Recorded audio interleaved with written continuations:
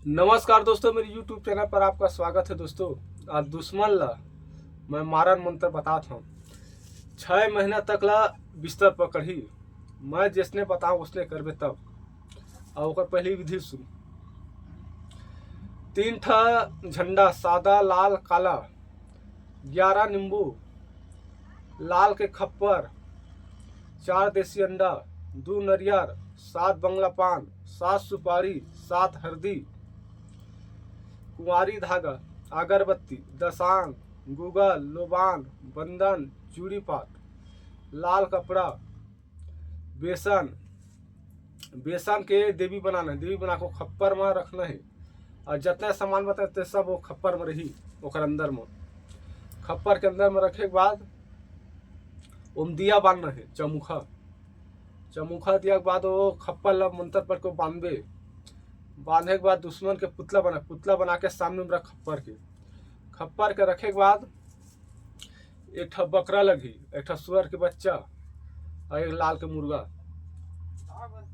पुतला बना के बाद प्राण लटाने के बाद और 3 ठा लोहार जग खिला बनवा लगी, मतलब बांध बनवा वाला 21 घाम अंतर पड़बे।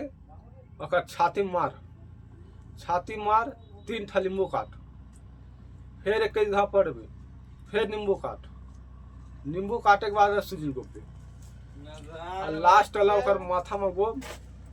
और मतलब 2 ठा नींबू काटबे खड़ी, वो करार वाले टाइम। ओकर बाद हवन करते करते बकरा के घेच ला काट के खप्पर में डार, ये सीधा जाही दुश्मन ला मारे बर।